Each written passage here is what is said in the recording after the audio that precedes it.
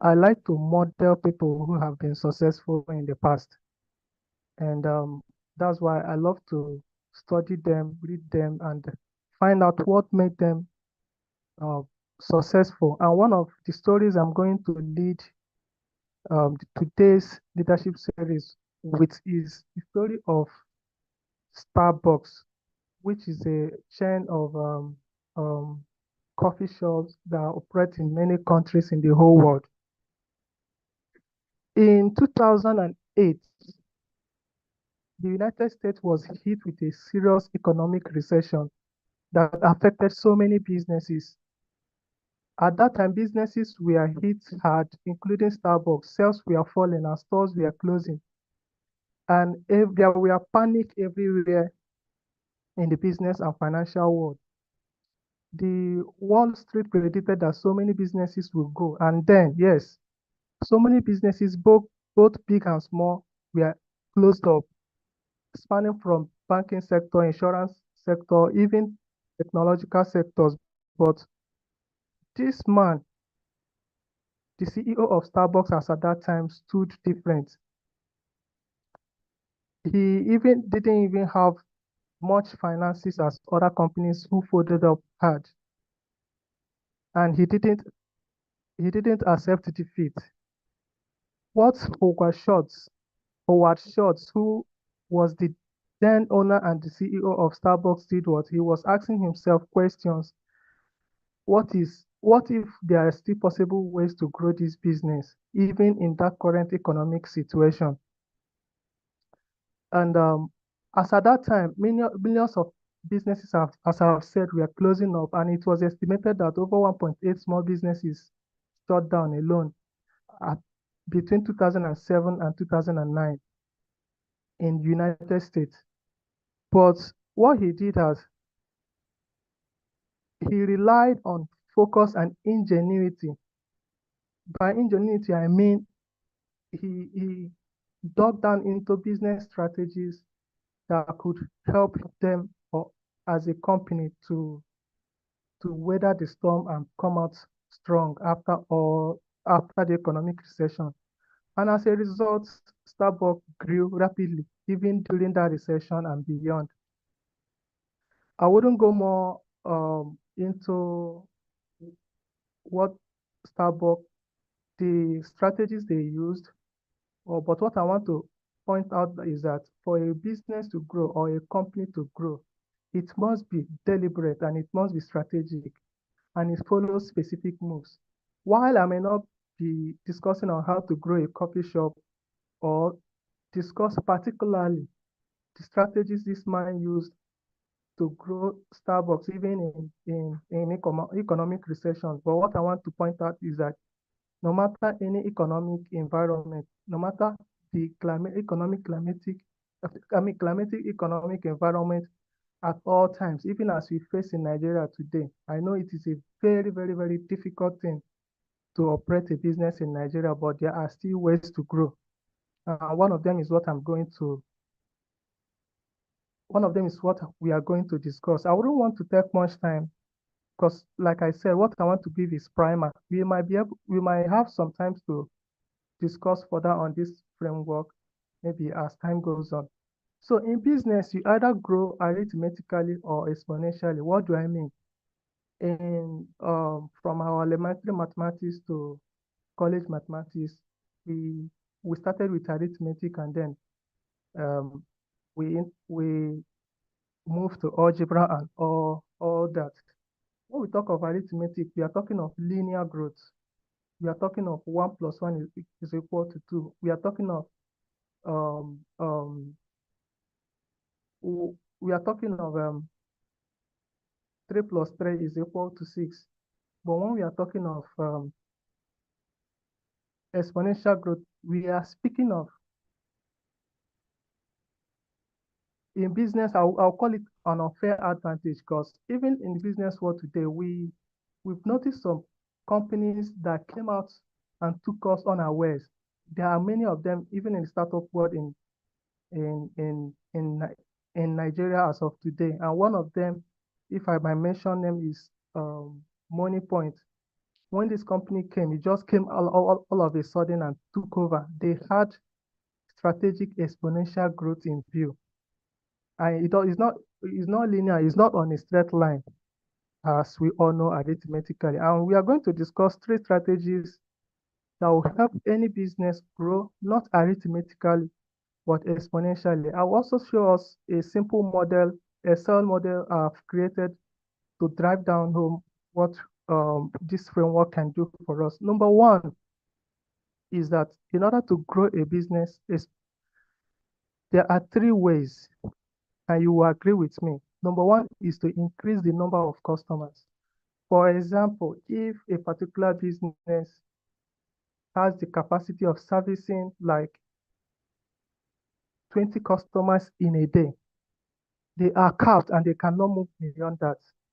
But in order for this company or business to grow beyond that, you have to create capacity to be able to service beyond your current level of capacity. If not, it will be difficult to move beyond that particular place. Then again, in order to grow, you need to increase the size of transaction.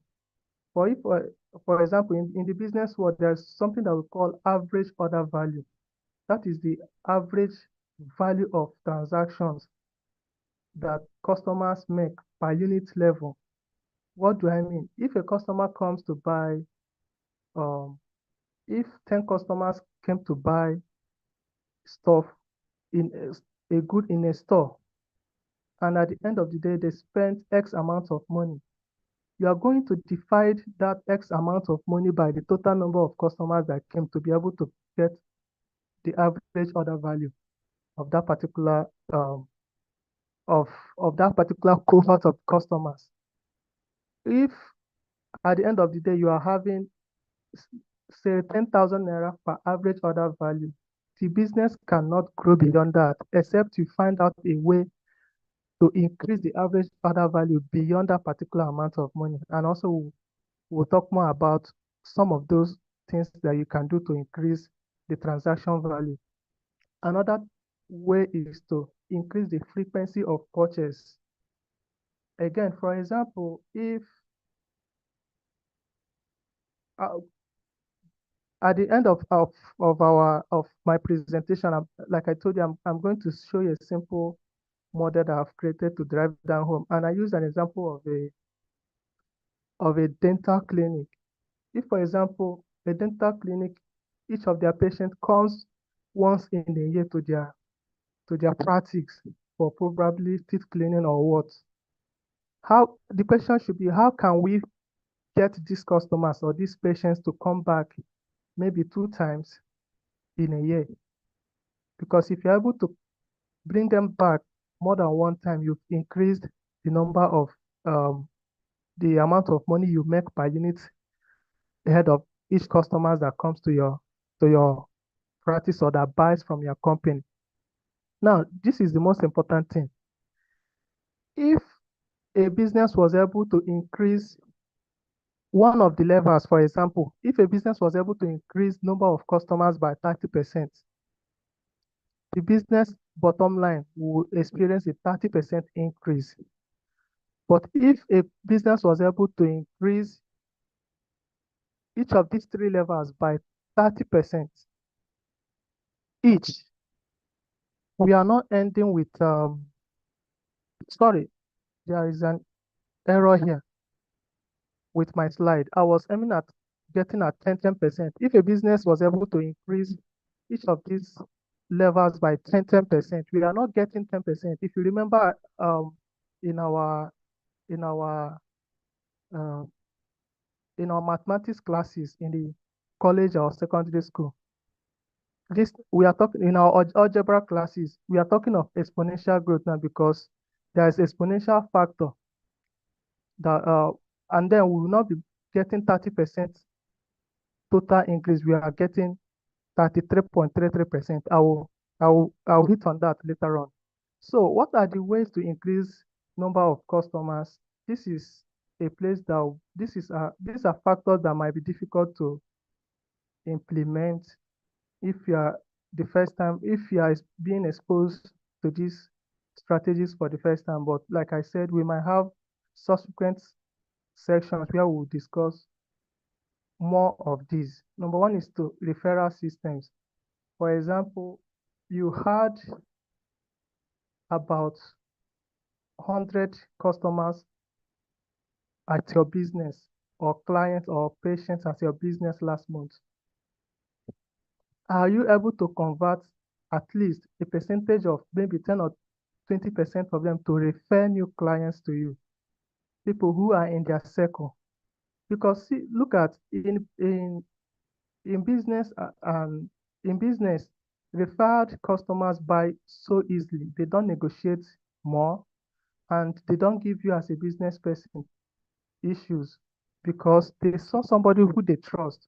It could be their sibling, it could be their friend. It could they have a relationship with this person that referred them, their friend, their family member, their sibling, their neighbor. They've had probably relationship that span across uh, multiple months and many years, as the case may be. They trust these people that refer them more easily than you. That is probably that a business person they saw at the corner shop or online.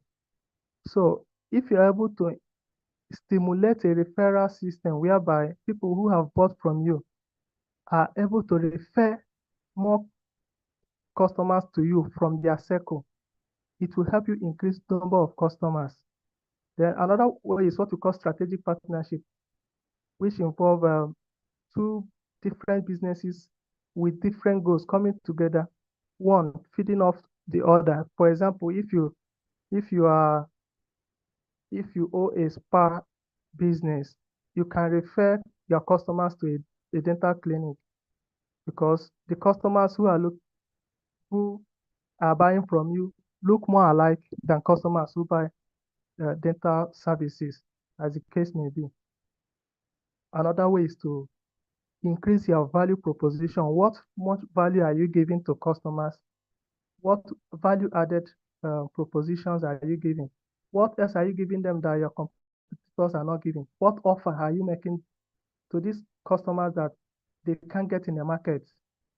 That is what increasing or optimizing offer means. And SEO, as we know, is search engine optimization and artificial intelligence optimization. Today, many people search more of recommendations or informations on artificial intelligence. Even many people teach the popular Google we know. And whenever we need information or clarifications, most people now goes to artificial intelligence. How are you able to make artificial intelligence know your business so that if somebody searches the best photographer in Lagos, your name or your business name might be able to show the in the charts that the generative AI was able to give that user.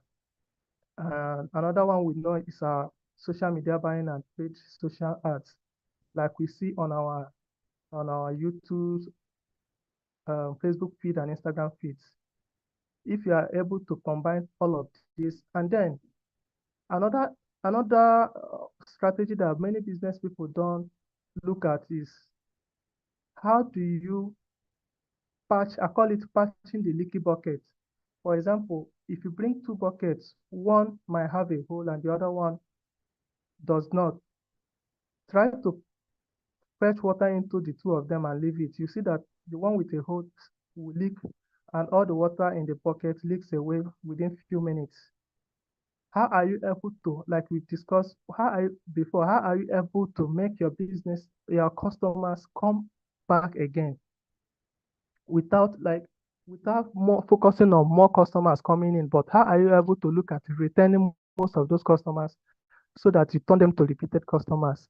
And then you could resell your other products you have or make recommendations from partner businesses, which I've also discussed earlier. That's the businesses you've entered into strategic partnership with.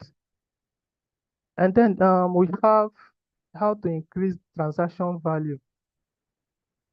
If you sell, I think one of the One of the notable things I learned from my father growing up was he in his line of business, he was a photographer while we were growing up.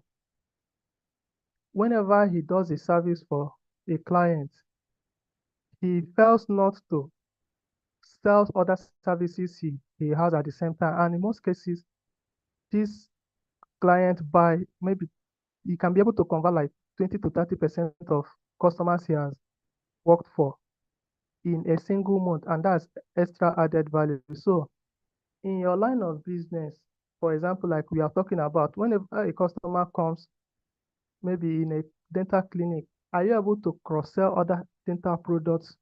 It could be higher end or high ticket dental services, knowing that a percentage of these people will convert to paying customers. And then another one is to bundle services, bundle complementary products and services and sell at a higher price. If you sell a particular product, you should be asking yourself, what other product will my customers need? What products do they buy before they come to me to buy my product or service?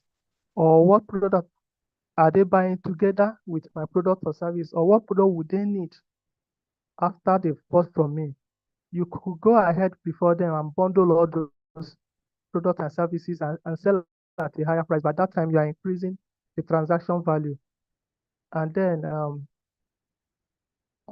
okay. So, and then increasing the frequency of purchase.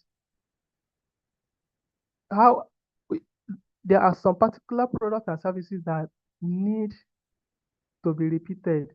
How are you able to educate your customers whenever they need to come back for that product or service? Like I keep using dental services or dental business. I believe it is recommended by the Association of Dental Physicians that you visit a dental clinic at least 2 times or 3 times in a year. As a business owner or as a dental clinic owner, if you fail to educate your patients that they need to come back at least 2 or 3 times in a year, they wouldn't know. But if you tell them uh, you have more chance or more opportunity to have them come back to your business in a particular time frame, like a year, as I've been discussing. Another product way is just to resell your product or other people's product to existing customer base. Now, I'm going to go straight to example because one thing I want to make clear here is one thing I want to make clear is the power of exponential growth. Like we said before, give me a chance, please.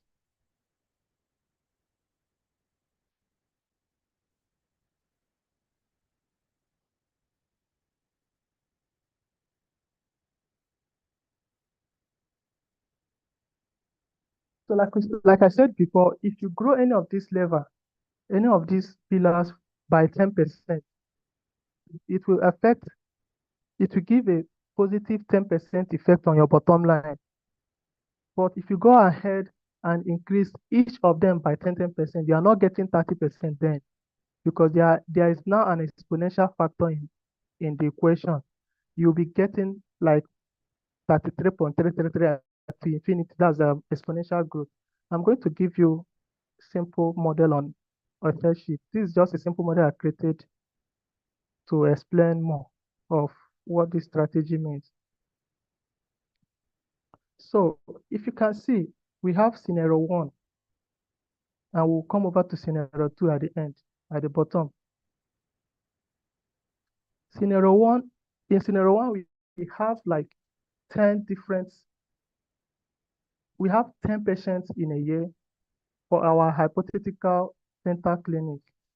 Each are spending average of 50,000, and each comes once in a year. At the end of the day, at the end of the year, this dental clinic will be going home with the sum of 50 million.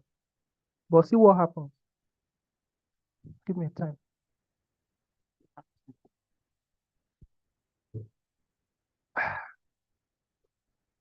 Okay, so let's say that we were able to introduce different, like we have discussed earlier on, we are able to infuse different pillars of growth from increasing number of customers to increasing the transaction value to increasing the frequency of purchase.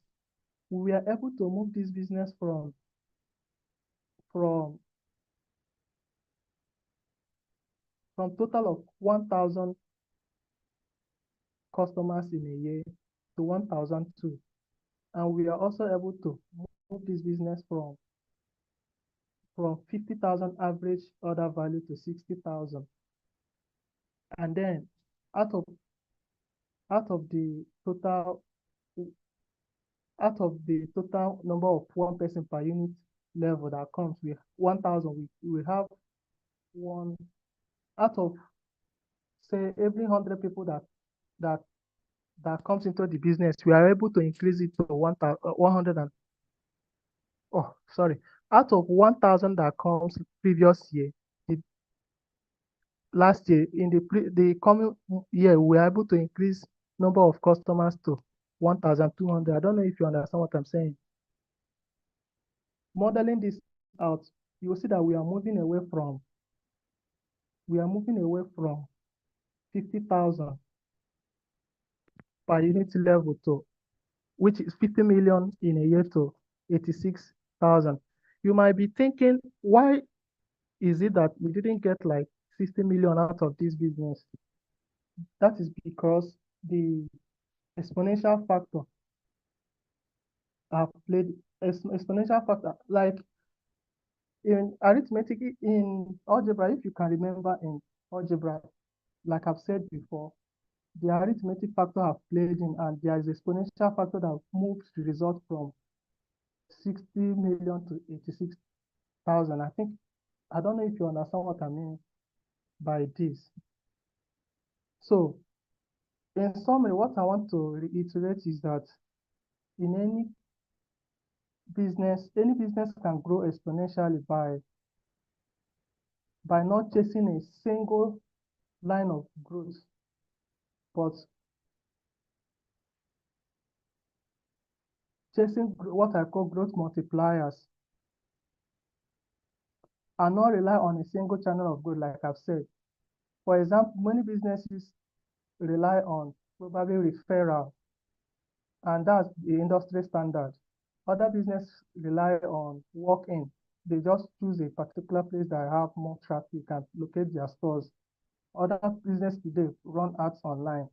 But if you can be able to find different channels and put them together to be able to have more customer counts, more increase the average revenue per customer that comes into your business, and then increase the frequency of customers coming back to your business. By so doing, this business is poised to grow even more higher than choosing one single channel of growth.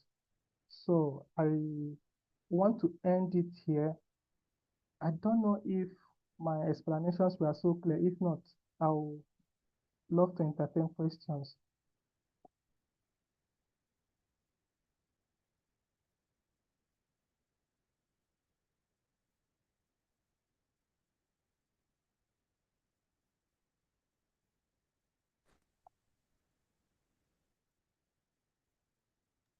Okay. Thank you very much, sir, for that wonderful presentation. Thank you so much for also making it very precise. It's a wonderful one.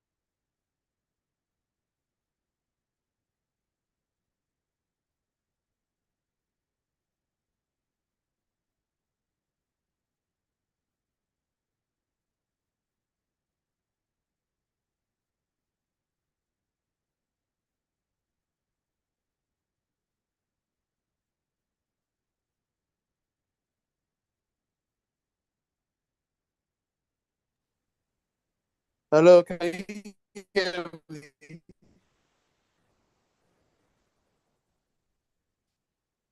I I can don't hear you know. Was since I your talking next. to? Yeah, Yeah, yeah. so sorry. Okay.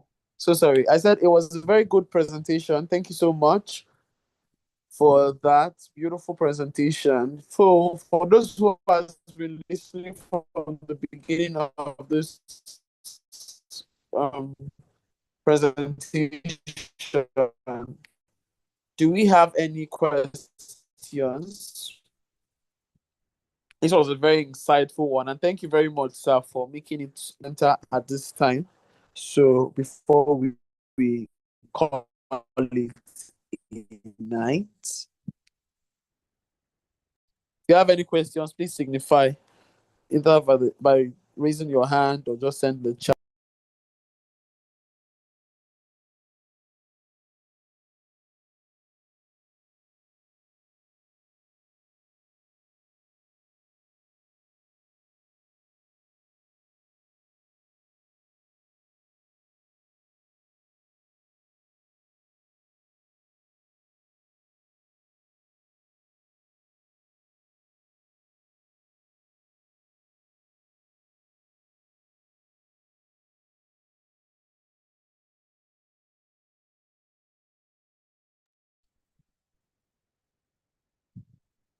Okay, so we have one question here, by Brokoridi.